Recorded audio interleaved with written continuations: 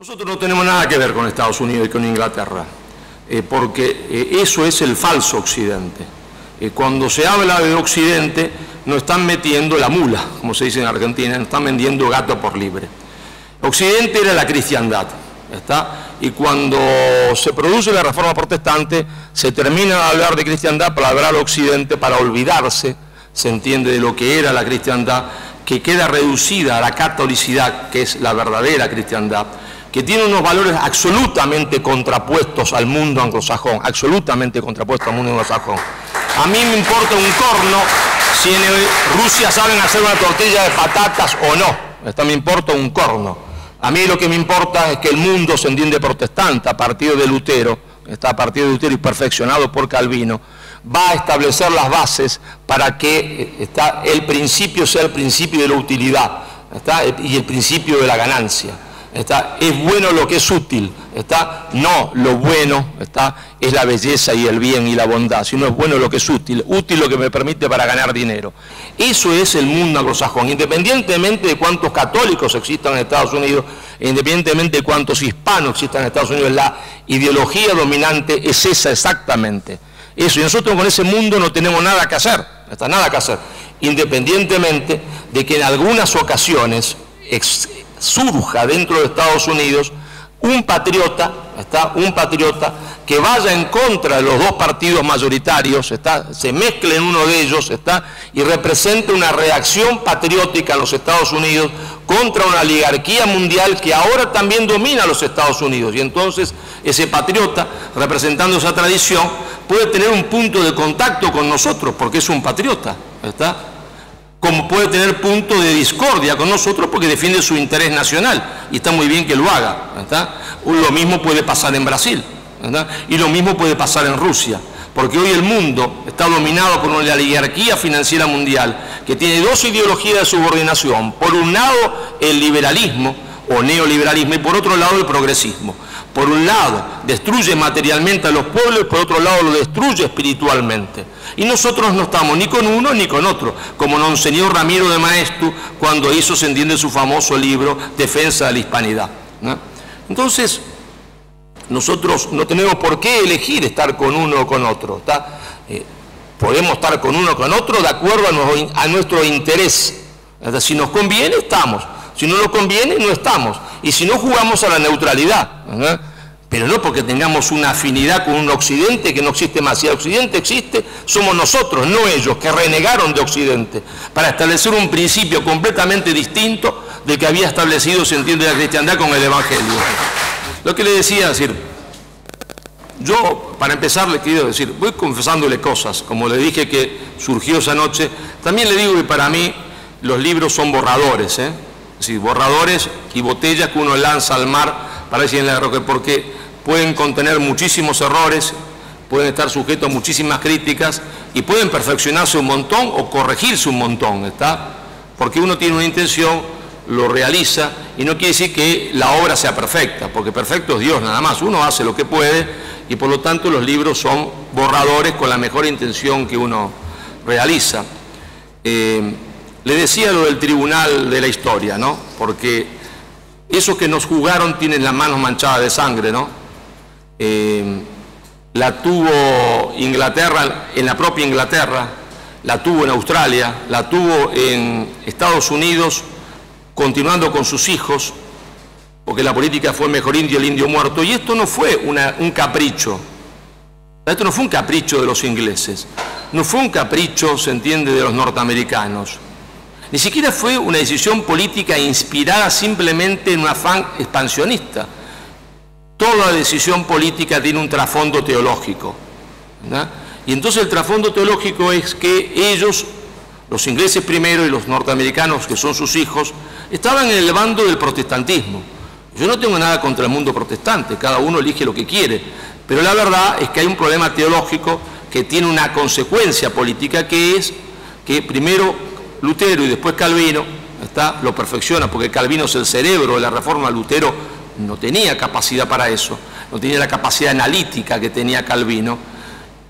Para ellos el pecado original mató al hombre, lo hirió de muerte y lo mató. y por lo tanto el hombre no es redimible. Entonces uno le preguntaba a Calvino cuando enseñaba en Ginebra, ciudad en la que viví 7 años, claro, no como estaba Calvino, no soy tan viejo, y entonces, ¿para qué vino Cristo? Solamente para salvar unos pocos, ¿está? Porque el hombre está predestinado. Hay algunos predestinados a la salvación y otros no. Entonces, ¿para qué hacer obras de bien?, le preguntaban a Calvino. Solamente para dar testimonio de que uno es parte de los predestinados. Pero si el hombre está herido por el pecado original y este pecado original lo ha asesinado, lo ha destruido, ha terminado con el hombre, ¿quién le contesta? Se entiende el catolicismo. Es un error. Es un error porque el hombre solo está herido, lo hirió el pecado original, pero no ha terminado de aniquilar ese pecado original al hombre, ¿está? Para eso vino Cristo, para redimir al hombre, a toda la humanidad. Por lo tanto, cuando los anglosajones se encuentran con América, es verdad que América era, se entiende, un territorio que parecía el infierno y no el paraíso, como dice Bartolomé de las Casas, y que la antropofagia y el canibalismo iba de los iroqueses a los guaraníes, ¿verdad? Es verdad, de los iroqueses en el Canadá, está, que se comieron a muchos de los franceses y a muchos de los sacerdotes que fueron a cristianizarlo, ¿verdad? Se los comieron, ¿verdad? Cuando ellos se encuentran con ese mundo, dicen, estos son parte del demonio, está, como el hombre no puede ser redimido, ¿qué hay que hacer? Matarlos. Pero es natural, se desprende de la concepción teológica. Por eso el mejor indio es el indio muerto, porque no es posible ser redimido por la fe, por la evangelización.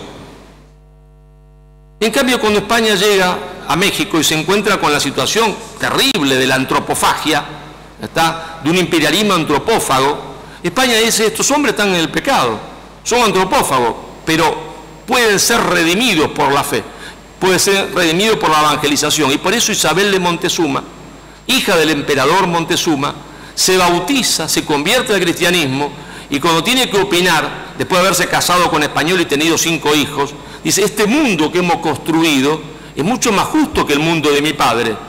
Recordemos que el padre de ella tenía la costumbre, ¿está?, de almorzarse o cenar seres humanos, pero eso sí, comía el muslo nada más. La otra parte se la daban a los perros. Es decir, a los perros no, a la plebe. España redime. Entonces dice, hay que redimir y evangelizar.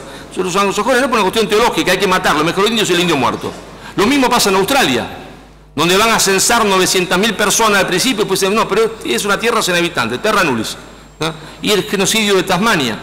Pero no nos vayamos tan lejos, ¿se entiende? Y nos vamos, se entiende, a la India, cuando Churchill, gran demócrata Churchill, decide, se entiende, que hay que darle la comida que hay en la India a los ingleses y no a los indios, y deja de morir de hambre 4 millones de personas.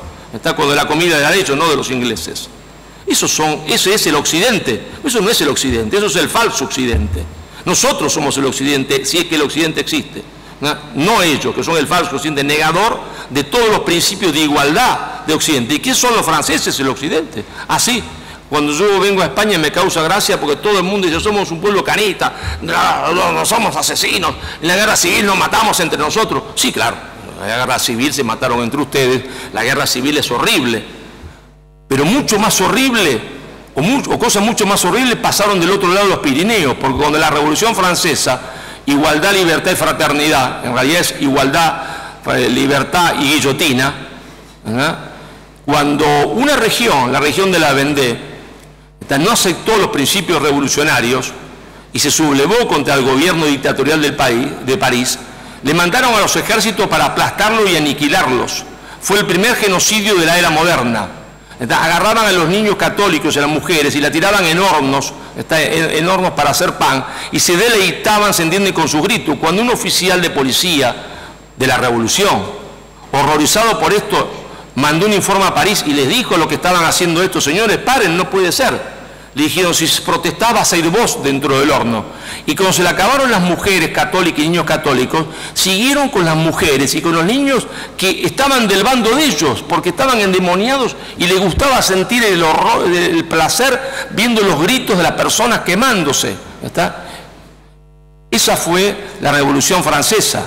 Esta cosa semejante de asesinatos masivos como hubo en la Vendée, donde adelantándose a los nazis hicieron jabón con la grasa de las mujeres y de los niños, genocidio que nunca fue juzgado, Cosa semejante nunca pasó en España. No le hicieron ni lo de izquierda ni lo de derecha. Bueno, podemos hablar de lo que hicieron los holandeses, que son el occidente, así. Fíjense lo que hicieron, se entiende, en Indonesia. Se fueron después de la Segunda Guerra Mundial. No dejaron una escuela, no dejaron un hospital, no dejaron un mestizo. No dejaron un mestizo. Porque para ellos los otros no eran seres humanos. No dejaron un mestizo. El anglosajón no se mestizó nunca. ¿Está? Por eso a mí me causa gracia el señor Evo Morales, me causa gracia, se entiende, el señor Pedro Castillo, con todo respeto se lo digo a Pedro Castillo y a Evo Morales, porque si en vez de llegar España, que es el verdadero occidente, hubiese llegado Inglaterra, que es el falso occidente, en el mejor de los casos, si ellos no estuviesen muertos porque habían matado a todos sus familiares, estarían en una reserva medio borrachos, como están los navajos, como están los sioux, que ahora...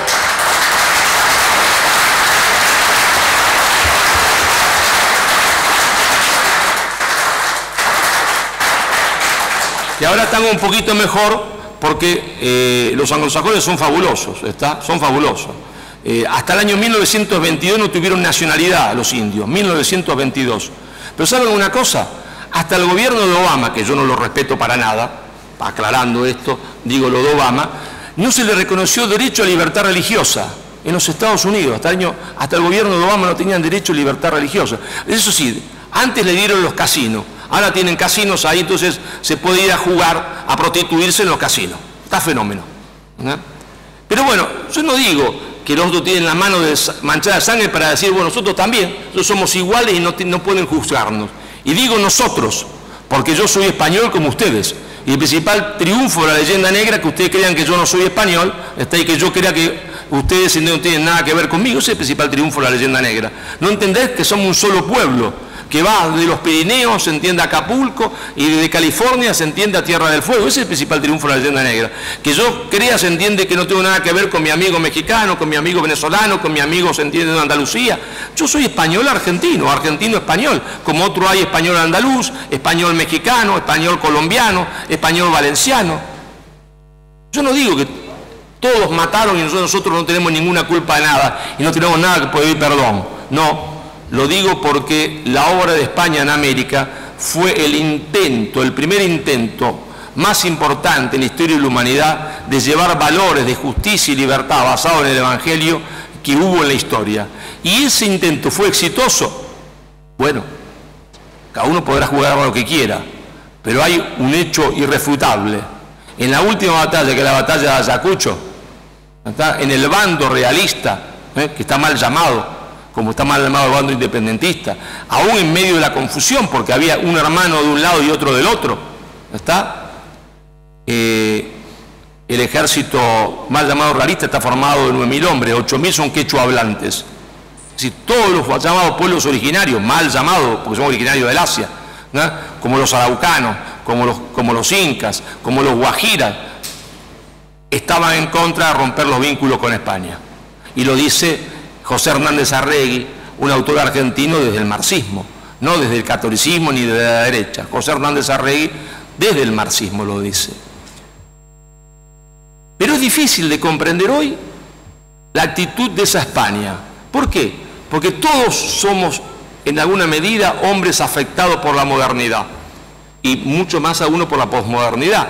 Yo siempre le digo a los alumnos en mis clases, si yo les digo a ustedes, yo doy clase en la Universidad de Lanús, que es a las afueras de la ciudad de Buenos Aires. Si le digo, miren, en la Plaza de Mayo están repartiendo los primeros 100 que llegan, 10 millones de dólares, pero al segundo que termine de decirlo, no quedó ninguno en mi clase. Si le digo, miren, en la Plaza de Mayo hay un tipo que hace milagros y que sana y que es como San Pedro, no va ninguno. No va ninguno, o pocos. Porque todos hemos sido afectados por la modernidad, por el materialismo. Entonces nos resulta difícil comprender qué era esa España que va a América, quién eran esos españoles que van a América y qué sentían. No es que no hayan cometido pecado, porque cuando España peca, peca en grande, sino que tenemos que ver el bosque y no el árbol. Esos españoles eran distintos, y de esos españoles distintos nace una persona que encarna todos los valores de España, todos en sí misma. Es muy difícil esto. Solo aparece muy pocas veces en la historia. Y esa fue una mujer, muy superior a su marido. Esa mujer, la más grande de la historia de España, fue Isabel la Católica, ¿está? Que dijo, ante ese mundo que no sabía ella, porque casi no llega a ver nada, que se iba a encontrar, dice, señores, lo que nos encontremos, sea lo que sea, esas personas no serán esclavos. No serán esclavos, cosa que permitía el derecho, sino súbditos. Y no serán colonias, sino reinos, porque España no se comportó en América de forma distinta, simplemente porque fuera católica, porque Portugal también fue católico, y Francia también, pero los portugueses hicieron estragos con los guaraníes porque los hacían esclavos, y atacaban a las misiones jesuíticas para robarse a los hombres y hacerlos esclavos, y llevarlos a las minas de oro de Minas Gerais, donde estaba el verdadero oro de América, no en la parte española. Las principales minas de oro estaban en el Brasil, no en la parte española, sino porque hubo una mujer, la mujer más maravillosa de la historia, que decide el destino de España y dice, no serán colonias, serán súbditos, y nuestra misión es la misión evangelizadora, malgrado que algunos solo quisiesen enriquecer, sí, como que no, porque son hombres y no santos, ¿no? Y nos preguntamos, ¿que el pueblo español acompañó esa decisión de Isabel? Y yo esto me lo pregunto en los últimos capítulos del libro. ¿Es que el pueblo español acompañó esa decisión de Isabel? Porque puede haber sido la decisión de una reina que quiso imponerla autoritariamente, no hubiese funcionado. Sí, la acompañó. ¿Y por qué lo acompañó? Porque ese pueblo es un pueblo formado en 700 años de guerra contra el imperialismo más poderoso que había existido y más cruel que había existido. 700 años de guerra contra el Islam. Pero ustedes imagínense que yo bajo las montañas, reconquisto un pedacito, fundo una ciudad en una llanura, ¿está? Y a la noche está siempre el enemigo todopoderoso dispuesto a atacarme. Ahí yo soy hermano del que está al lado. El labrador es hermano, se entiende, del noble, el noble hermano del carpintero, porque todos tienen que defenderse y todos tienen que ser igualmente valientes y generosos para sobrevivir. Esos 700 años de fe, de una guerra religiosa que es al mismo tiempo una guerra patriótica, y una guerra patriótica es al mismo tiempo una guerra religiosa. Cada centímetro para la fe es un centímetro para la religión, y cada centímetro para la fe es un centímetro para la patria, y cada centímetro para la patria es un centímetro para la fe. Y esto no lo dice Marcelo Gullo, lo dice Jorge Abelardo Ramos, marxista troquista, pero que es objetivo. Entonces Abelardo dice, esta gente hace una guerra patriótica y una guerra religiosa al mismo tiempo.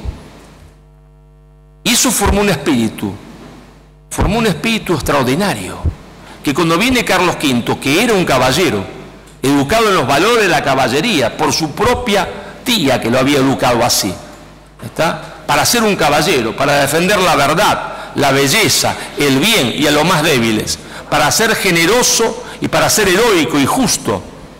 Él es un caballero y ha conocido otros caballeros, claro, porque había caballeros en toda Europa, había caballeros en Alemania, había caballeros en los Países Bajos, en Francia, en Italia, pero eran una minoría. Cuando llega a España se cae de traste, por no decir otra palabra. ¿Por qué? Porque dice, todo este pueblo es un pueblo de caballeros, todos son valientes, todos son generosos, todos son altruistas, todos son como yo, es un pueblo de caballeros, ¿está? Fíjense, y con esto voy a terminar, les voy a leer dos cositas.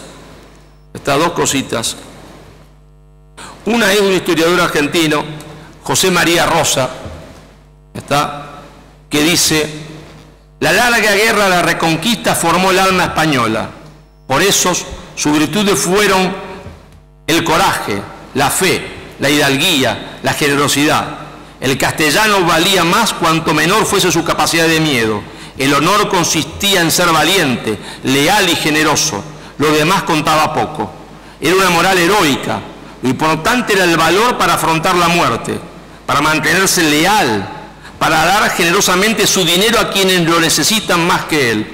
Era una moral señorial, como solamente tenían más allá de los Pirineos los señores educados para proteger la vida, hacienda y familia de los vasallos. Acá los señores eran todos, desde el labrero hasta el que era herrero, todos eran señores. Pero no quiero terminar sin leerle una partecita del epílogo, porque es fundamental. El libro se llama Nada por lo que pedir perdón, y ahora nos dicen que tenemos que pedir perdón, Pero algunos de los que nos dicen que teníamos que pedir perdón, antes decían que no había nada por lo que pedir perdón. El 27 de mayo de 1975,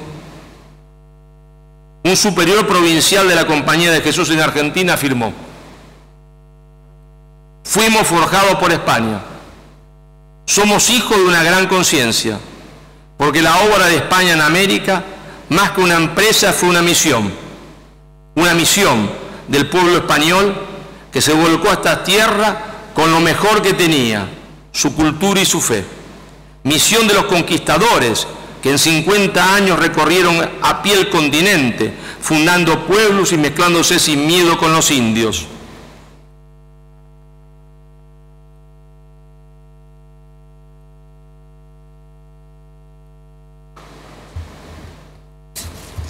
Espera un minutito que esto de leer tiene su problema, Fuimos forjados por España, que más allá de las contradicciones, sigue diciendo el jesuita, y los límites en la concepción histórica, nos deslumbra con sus leyes de India, con la ordenanza de Alfaro, con la conciencia misionera de una mujer maravillosa que la historia daría en llamar Isabel la Católica. Ese superior provincial de los jesuitas pronunció este discurso el 25 de mayo de 1975, un momento muy difícil de la Argentina, muy difícil, donde una izquierda marxista trataba de hacerse con el poder, y donde una derecha liberal en complicidad con esa izquierda marxista preparaba el golpe de Estado contra un gobierno constitucional para desindustrializar la Argentina, y uno era atacado por derecha y por izquierda. Ese jesuita tuvo mucho valor en decidir eso.